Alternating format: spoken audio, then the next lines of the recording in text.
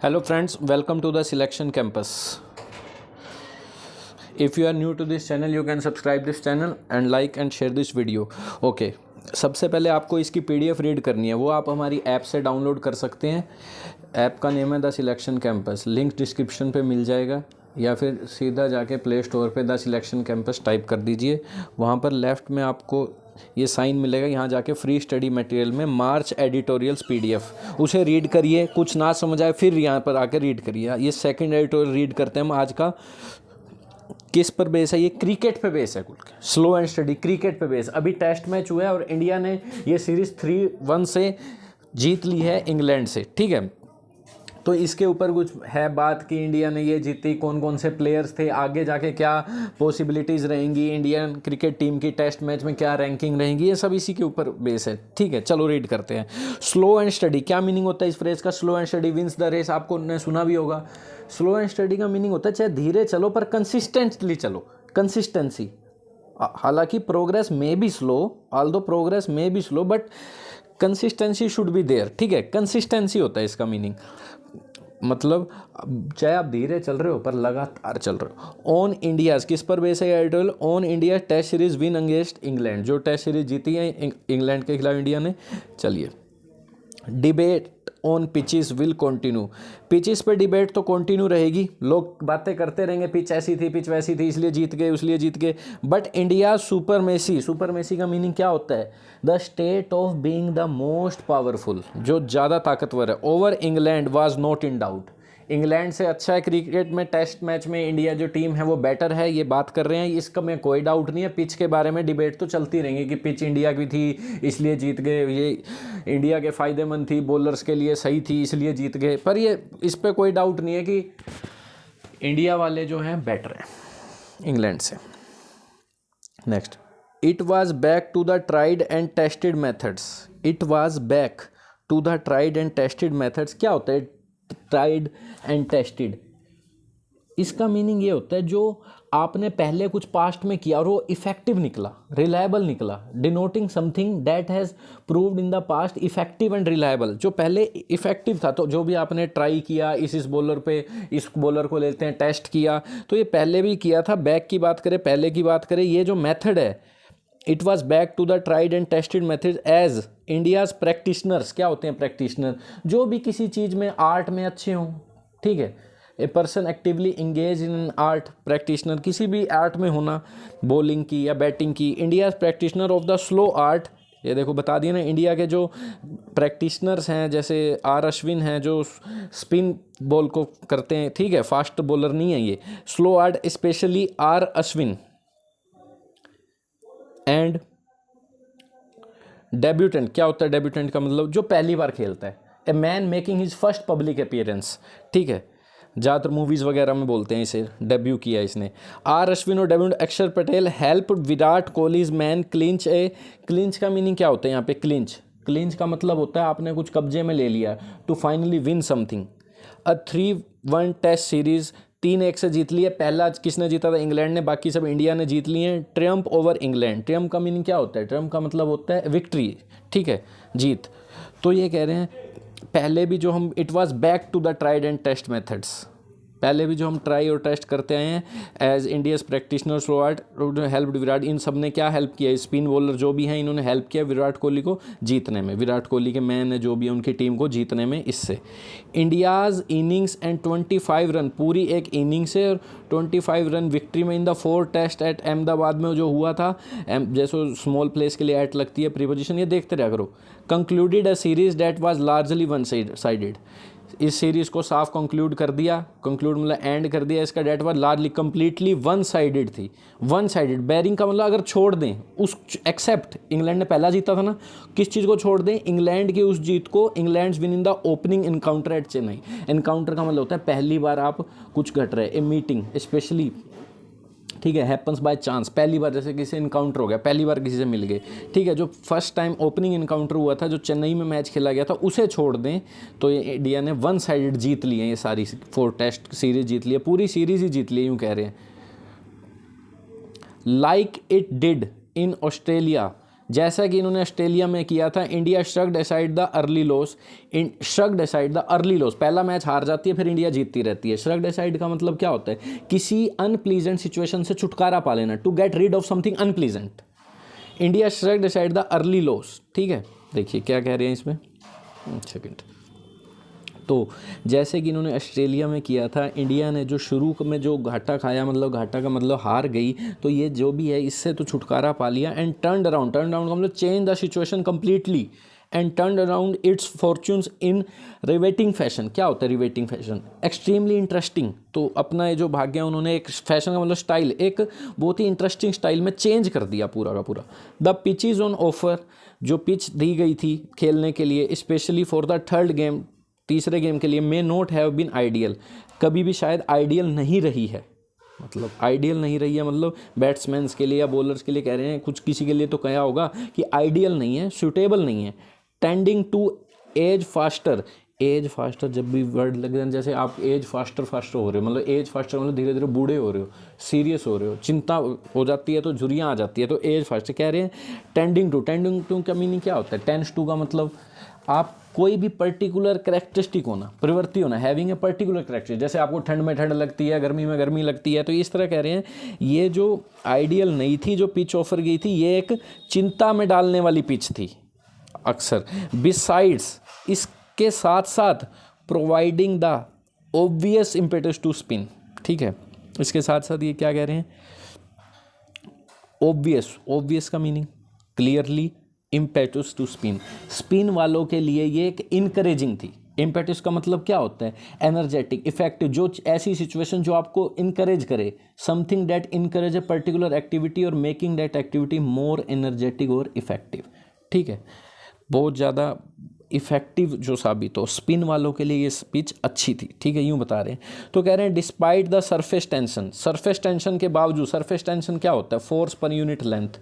अगर surface tension ज़्यादा है, सरफेस टेंशन क्या हो गया, मान लो ये साइंस की टर्म होगी थोड़ी, फिर भी मैं थोड़ा वो समझाने की कोशिश करता हूँ। अगर सरफेस टेंशन ज़्यादा है तो लेंथ कम होगी, सरफेस टेंशन ज़्यादा है तो फोर्स ज़्यादा होगी, ठीक है, बस इतनी सी बात है। अगर सरफेस टेंशन ज़्यादा है तो इन्वर्सली प्रोपोर्शनल है लेंथ कम होगी, पिच की लेंथ कम होगी, जिस वजह से बैट्समैन को दिक्कत आएगी। लेंथ कम होगी तो बॉल एकदम से नहीं आ गई इनके पास, ऐसे लेंथ मान लो कम होगी तो फास्ट बॉलर कितनी फास्ट फेंकेगा, या स्पिन वाला भी लगा लो तो एकदम से बॉल इन पे आएगी बैट्समैन पे, तो दिक्कत प्रॉब्लम होएगी खेलने में। दूर से फेंकेगा तो आराम से आएगी बॉल 6, ठीक है ना, मारो फिर 4-6।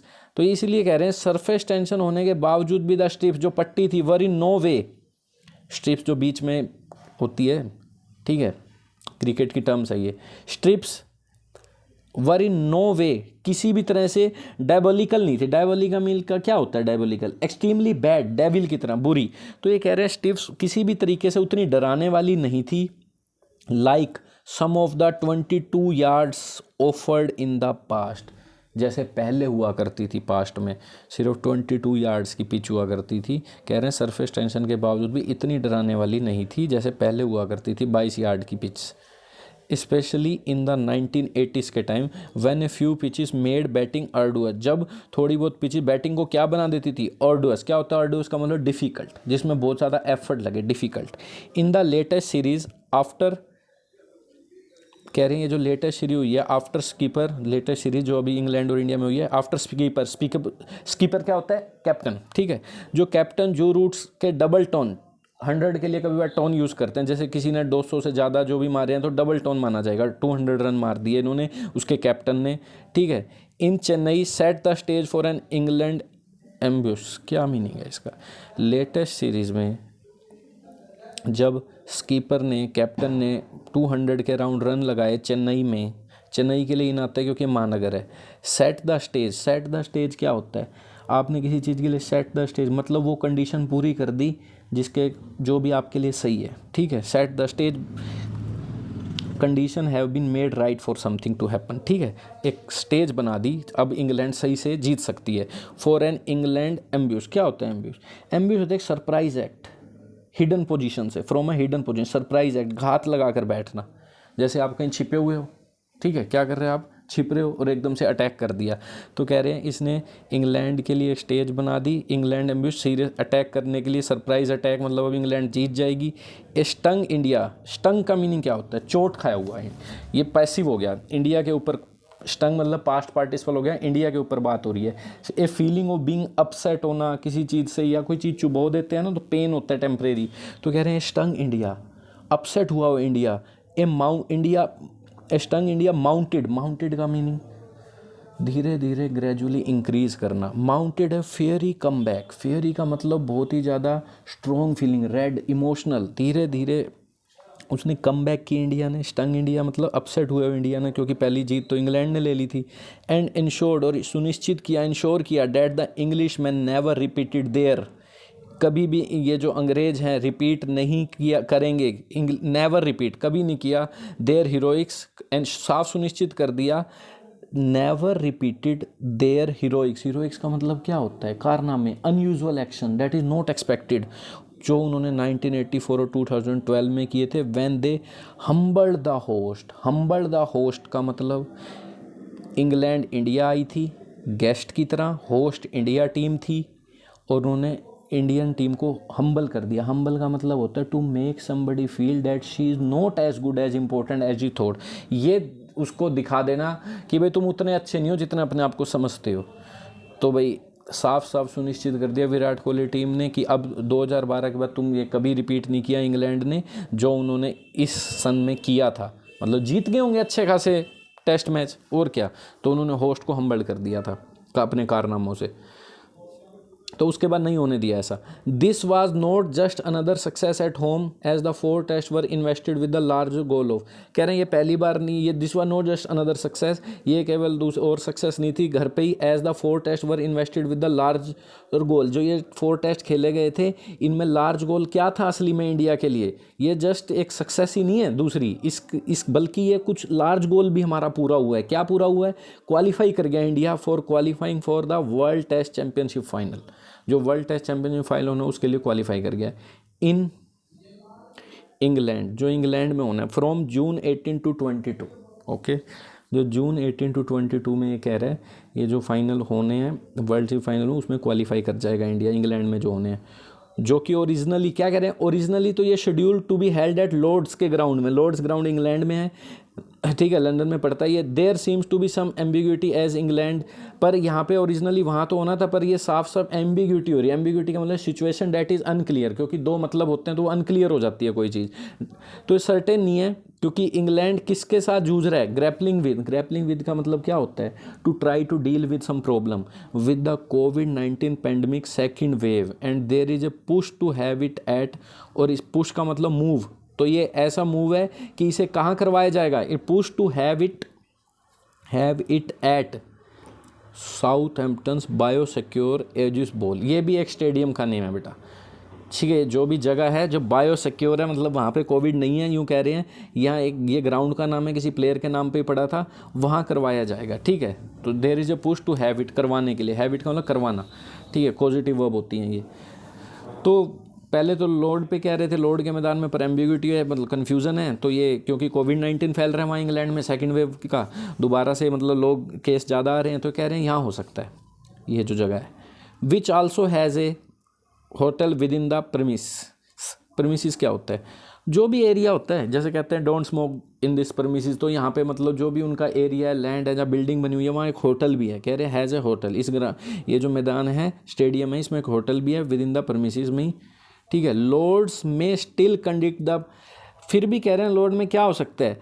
प्रीमियर क्लैश हो सकता है। प्रीमियर की स्पेलिंग ये लिखनी थी, प्रीमियर वैसे तो होता है मोस्ट इंपॉर्टेंट, पर प्रीमियर वो भी होता है मोस्ट इंपॉर्टेंट क्लैश, तो कह रहे हैं may still conduct the premier clash. Premier का एक मीनिंग होता है फर्स्ट और बेस्ट, इंपॉर्टेंट, एक होता है इनिशियल, प्रीमियर नहीं होता, मूवी का प्रीमियर है इनिशियल, तो कह रहे हैं जो इनिशियल क्लैश है हो सकता है वहाँ पे।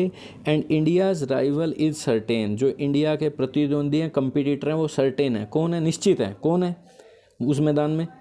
केन विलियमसन के न्यूजीलैंड, केन विलियमसन का न्यूजीलैंड, ये कैप्टन हो गए वहाँ के, उनका न्यूजीलैंड बोल दिया, मतलब केन विलियमसन का न्यूजीलैंड। एन ओपोनेंट, जो ओपोनेंट है, that stunned Kohli's men in the 2019 world cup semifinal at Manchester, ये वही न्यूजीलैंड है, ये वही राइवल है, ये वही कंपटीटर है जिन्होंने क्या कर दिया, कोहली के मैन को सरप्राइज़ कर दिया था 2019 के वर्ल्ड कप सेमीफाइनल में, जो मैनचेस्टर इंग्लैंड में ही हुआ था, और बाहर कर दिया था इंडिया को। ठीक है, हार गई थी इंडिया, न्यूजीलैंड ने हरा दिया था।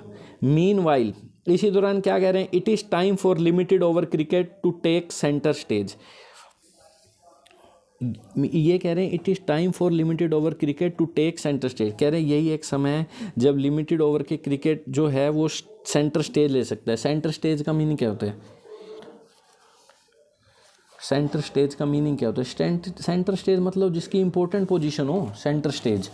ठीक है, इंपॉर्टेंट पोजीशन कर ले, टेक इंपॉर्टेंट पोजीशन। तो कह रहे हैं इसी दौरान यही टाइम है for limited over cricketer. Limited over cricket का मतलब 20-20 ओवर के, कि वो अपनी पोजीशन ले ले, क्योंकि अब क्या कहते हैं आईपीएल भी होने वाला है। India and England will play 5 T20s and 3 ODIs before the IPL Indian premier league commences on April 9। तो कह रहे हैं इंडिया और इंग्लैंड खेलेंगे, 5 T20 खेलेंगे, 3 ODI खेलेंगे, किससे? बिफोर IPL शुरू, कमेंसेस का मतलब शुरू, start. For now Kohli and company beside the coaching staff. Kohli और कंपनी साथ साथ कोचिंग जो स्टाफ है, कोचिंग मतलब जो उनका कोच है कौन है, led by Ravi Shastri, deserve credit इनको मिलना चाहिए इस जीत का। फॉर ए स्प्लेंडिड का मतलब शानदार परफॉर्मेंस। द फ्लोवरिंग का मीनिंग होता है, क्या होता है फ्लोवरिंग? डेवलप। जो ये ऋषभ पंत निकल के आ रहे हैं, फ्लोवरिंग मतलब डेवलप, अच्छा क्रिकेट खेल रहे हैं। अक्षर वाशिंगटन सुंदर, ये भी नाम है, वाशिंगटन तो वैसे यूएस की कैपिटल है पर इसका नाम भी है प्लेयर का, Washington Sundar and Mohammed Siraj reflects a solid bench strength वो होती है जो बेंच पे बैठते हैं प्लेयर, मतलब जिनको सब्स्टिट्यूट करके रखा। The quality of number of players available to substitute during the game, मतलब इनको पहले रिजर्व रखा गया है, जब ही कह रहे हैं बेंच स्ट्रेंथ। ठीक है। The excellence of youth and the terrific form of, जो ये यूथ की एक्सीलेंस है, quality of being good, and the terrific form of Ashwin and Rohit Sharma, और जो टेरिफिक फॉर्म, जो अच्छे फॉर्म में अश्विन और रोहित शर्मा चल रहे हैं, इन्होंने क्या कर दिया, पेपर्ड ओवर का मीनिंग क्या होता है? किसी भी अनप्लीजेंट सिचुएशन को छिपा लेना। कोई भी अगर किसी चीज़ में डिसएग्रीमेंट चल रहा है तो आप एक टेम्प्रेरी सॉल्यूशन निकाल लेना। ठीक है, तो इन्होंने क्या कहते हैं, एक टेम्प्रेरी सॉल्यूशन निकाल लिया इस सब ने, किसका? Over the modest return. Modest का मतलब होता है not in large in size, modest return from Kohli, Ajinkya Rahane and Shubham Gill. तो ये कह रहे हैं इतना ज़्यादा लार्ज अमाउंट में जिसकी कोई वैल्यू ना हो, जो इनका रिटर्न होना था उनको इन्होंने संभाल लिया। Excellence of youth and terrific form of this, वो रिटायर थे कोहली, और क्योंकि वो फादर बने थे, और औरों के भी रीज़न हो सकते हैं। ठीक है, तो वो रिटायर थे, उन्होंने ही संभाल लिया। बस मेन मुद्दा है पेपर्ड ओवर, याद करो। पेपर ओवर का मतलब क्या होता है? किसी डिफ़िकल्ट सिचुएशन को छिपा लेना, ओवरकम कर लेना। ठीक है। India has top the ICC test rankings. India ने टॉप कर लिया ICC रैंकिंग को, but in June under low slung clouds. Low slung cloud होते हैं जिनकी हाइट इतनी ज़्यादा नहीं होती और ग्राउंड के पास होते हैं। ठीक है, ज़्यादा हाइट नहीं है उनकी और ग्राउंड के बिल्कुल पास है। Low slung clouds and on an England pitch laced with grass का मतलब, लेस्ड का मतलब होता है टू ऐड समथिंग, जैसे अल्कोहल ऐड कर दिया किसी चीज़ में या कोई और चीज़ ऐड कर दी। तो घास भी बहुत है इंग्लैंड की पिच पर, इंग्लिश पिच कह रहे हैं जो ये। क्लाउड भी लो स्लंग है। एंड अगेंस्ट क्राफ्टी मतलब बहुत ज़्यादा क्लेवर, डिसऑनेस्ट भी कह सकते हैं, जो सीक्रेटली काम करे, ऐसा चालाक आदमी। और जो चालाक न्यूजीलैंड के सीमर्स हैं, सीमर्स उन फास्ट बॉलर्स को कहते हैं जो बॉल की डायरेक्शन को मोड़ देते हैं, इतनी फास्ट फेंकते हैं। ए टफर स्क्रूटिनी अवेट्स। और ये जो भी क्या कह रहे हैं, जून में ये सब हो रहा है, इंग्लैंड की पिच जो घास से भरी हुई है और जो न्यूजीलैंड के प्लेयर्स के खिलाफ खेलना है, ये सब चीज़ें ए टफर स्क्रूटनी अवेट्स। ये टफर का मतलब इंस्पेक्शन, सर्च, असली सर्विलेंस तो तब, इंक्वायरी तो तब देखी जाएगी, वो चीज़ इंतजार कर रही है। Tougher scrutiny awaits. क्या होता है स्क्रूटनी? Inquiry, inspection. इससे पता लगेगा कि कितना इंडिया में दम है, ये बोल रहे हैं। ठीक है, तो ये सारी चीज़ें वेट कर रही है, इंक्वायरी होगी। स्क्रूटिंग का मतलब जांच करना। चलो, ये एडिटोरियल था, इसकी PDF हमारी ऐप से डाउनलोड कर सकते हैं आप। अभी ये डाउनलोड कर लीजिए, आपको PDF रीड करिए, फिर दोबारा इस एडिटोरियल को सुनिए। जितना हमारे पास टाइम निकलता है बच्चों, पूरे शेड्यूल में हम आपको पढ़ा देते हैं, कि बच्चों को एडिटोरियल समझ नहीं आता, थोड़ा सा पढ़िए, जो मैं बोल रहा हूँ उसे बार बार सुनिए। ठीक है, तब क्लियर होगा आपको। Thank you.